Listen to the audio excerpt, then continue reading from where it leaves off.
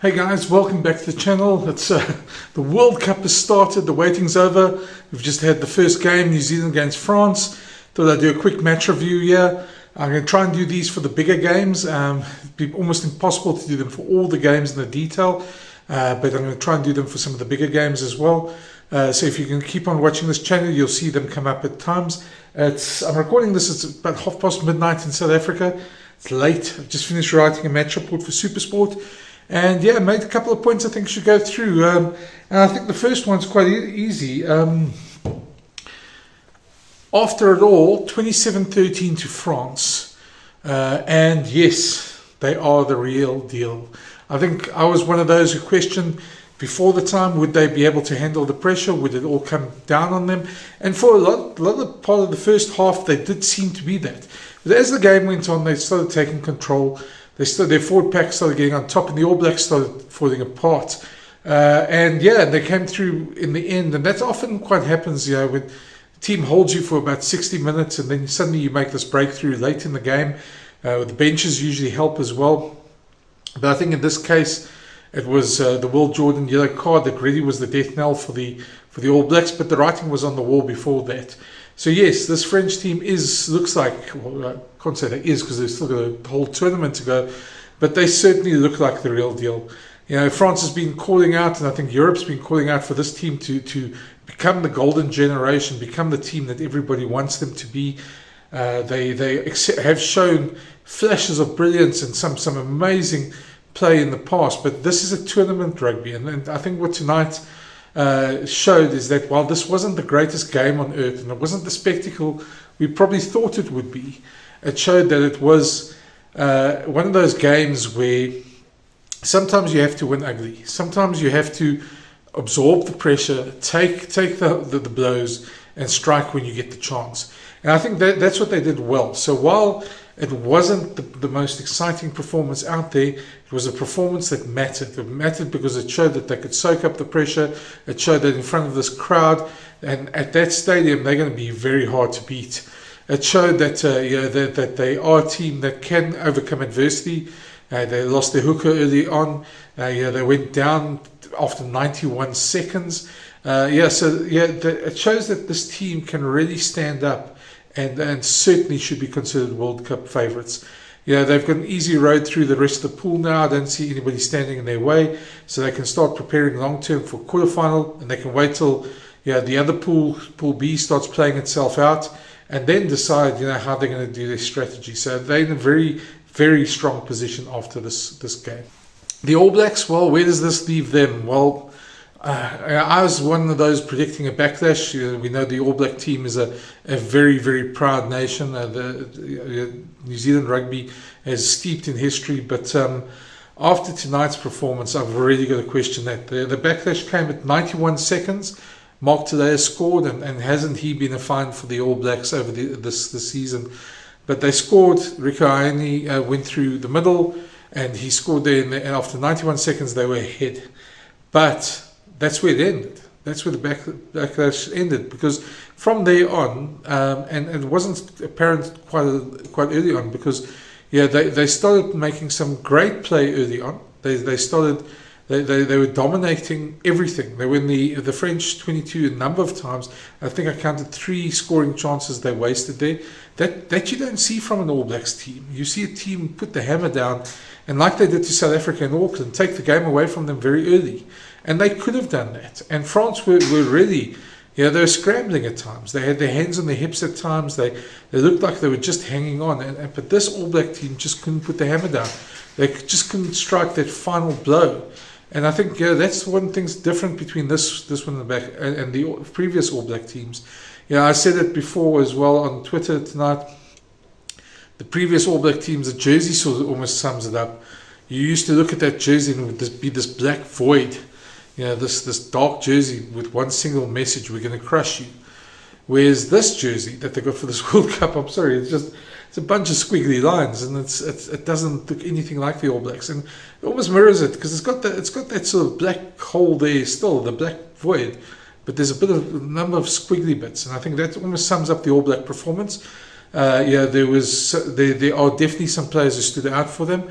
Yeah, you've got the likes of, I think Scott Barrett had a good game, Ardie Savea had a good game, Mark Tulea had a good game, Bowden Barrett had a great game, but a lot of individual performances, very little of the All Black magic that we've seen. And I think while Olivia Munn might have been rather harsh in calling them the worst All Black team ever at the World Cup, on tonight's performance and on the Twickenham performance against the Springboks, yeah, they could be easily going home very early. And it's no easy feat to say that, because they I mean, I don't think any other team's still going to trouble them, but I think if they have to meet the Springboks or Ireland, there's not going to be any aura with the All Blacks anymore. Well, they can still bounce back. I suppose I should choose my words carefully here, because it has happened in sport. But on the evidence of tonight and on the evidence of Twickenham, they don't strike that fear into teams. I know some of you in the comments have asked about some of the stuff behind here. That All Black jersey there is the 2015. It's a signed 2015 All Black World Cup winning jersey. That team had aura. That team was almost invincible. We wouldn't be talking about that team like this now. So they are in a lot of trouble. They weren't good enough on the evening. I think France soaked up the pressure, and they waited till they needed to strike, and then they struck. And the All Blacks have got a lot of soul searching to do in this tournament. I'm not sure where that goes for them from now, but I think, I know it's going to, people saying on Twitter that Italy are sort of licking their lips for them, and Namibia are licking their lips. Let's be honest, those teams aren't going to come close to them. The All Blacks will win those games, but they could be going out in the quarterfinals. So of course the first 30, I think they had 31 unbeaten games in pool rounds in World Cup history. This is their first ever loss in the pools. So Ian Foster's critics have got a lot more to crow about this morning, and they will be doing so in New Zealand. I think there's certainly a sense of angst there that's going to go in the next couple of days. Teams have lost. The Springboks lost their game against the All Blacks and came back to win the World Cup.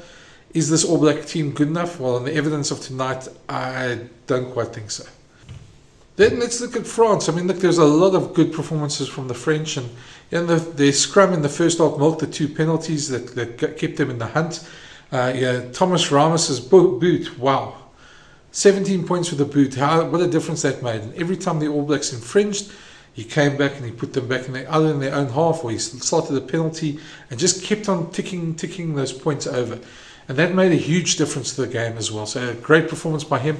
And it's a lesson for other teams like South Africa, who don't have a 80-90% goal kicker. It's a big lesson for all of them. The fact that France could turn at halftime ahead, it's the first time they've ever been ahead at halftime in the World Cup game against the All Blacks. And you just remember, this is probably the most played fixture in the World Cup, is France-New Zealand. And that's certainly one of the, it's a big thing for them. The psychological advantage they would have had from that, and teams know that when you soak up all that pressure and you do very little rugby, play very little rugby, and you come out and you're still ahead at half time, that gives you immense confidence going into the second half. And they did start well in the second half as well.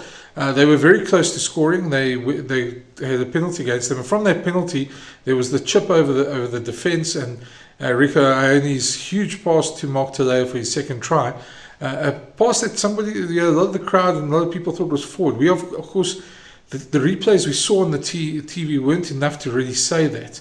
I think it's definitely something that should have probably been looked at, and I trust the system that it was looked at, and probably the right decision was made. But that brings me to the next point about the game, is that it was very strange. In normal test match rugby, in normal rugby, we see countless replays. And I know there's been criticism about how long the bunker takes and how much time the game comes up, and it can only be to me that there's been like a predetermined sort of decision to make about that bunker, that they can only show one replay to the ref, which is the best replay. That robbed everybody of there are outers, and there are things where the crowds and we've had French TV directors who've been notorious in the past of showing only selected things. So I think this is part of World Rugby trying to ensure fairness.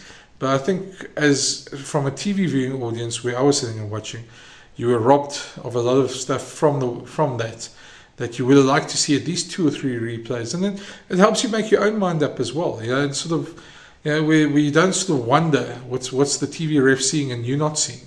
So I don't know. That's just the first point I picked up. We'll have to watch one or two more games before we decide if that's the trend or if this was just how they handled it in the first game. And they do adjust, obviously, as they go along. So that was the next point about the game. Then Will Jordan's yellow card. I know he walked off the field shaking his head and everything, and his eyes were on the ball the entire way. But the way the law is written is that the player in the air has all the rights, and by that, Will Jordan had no rights. Him being not getting off the ground, he had to ensure that the player came down, Penoir came down, the right way, and he didn't. He took him out in the air. He was very lucky the second time that he was pushed, where he was tripped, shall I say. Well, he lost his footing, and that's why he took out play the second time. But there was a clear yellow card. It wasn't anything more than that. It was a bit of a waste of the bunker review system in that way. But I suppose no harm was done in checking. But it was a clear yellow card, and that was the death knell for New Zealand. Penoir just scored before that. France had taken the lead again, and then Ramos just kicked the points the whole time and just took them further and further away. All Blacks got more desperate. As they got more desperate, they gave away enough penalties. And then you had some star performances by some of the French forwards that really, really took the game away from them. So a statement win by France there. Huge statement win for them. And just saw that yellow card just killed off any chances of a late comeback.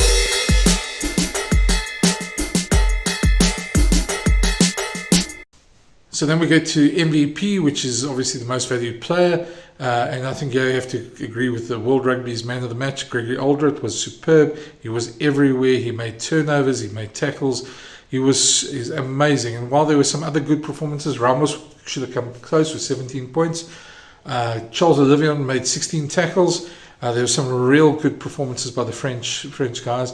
Marvaka, the replacement hooker, made a strong performance as well. Aldred was a clear winner in the MVP stakes. And that team with players like that, their back row is playing exceptionally well, and to see them like that, they're going to be very difficult to beat.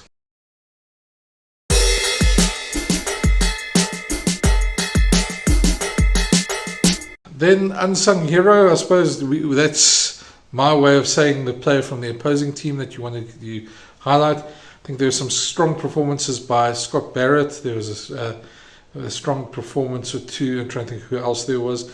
Beauden Barrett had an exceptional game as well. I thought Aaron Smith caught Antoine Dupont a couple of times behind the scrum, and it was very terrier-like, but he disappeared a bit on the attack. Their front row disappointed, the All Blacks front row, and I think there's some real lessons that they need to go look at there, which I'm sure they will. Ardie Savea has always been class. He was class again. I thought Dalton Papali'i had a very good game as well in the context of the game. But Enrico Ione and Mark Tilley has been the find of the season to me. He's just one guy Twickenham against the box. He was also very good. But for tonight, I'd say probably Beauden Barrett. It's good to see him being involved everywhere. Although late in the second half, he also sort of a couple of aimless kicks, and where they needed him to take control, he didn't. But I think that was the story of the night for the All Blacks, unfortunately. So, Bodie's my unsung hero for the All Blacks. I thought he had a good game. Pity it wasn't good enough for his team as well.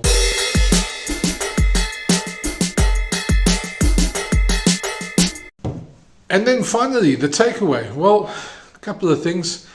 I mentioned it before. This French team's the real deal. They certainly deserve to be favourites. I think the All Blacks probably will fall out of the favourites tag now after this. They'll probably have to sit, prove themselves again, and they probably can regroup. They can gain some momentum against some of the smaller sides in the pool, and then gear up for a quarter-final and for a big thing. But on the evidence of today and of Twickenham, I think most All Black fans wouldn't expect them to go past the quarter-finals at this moment.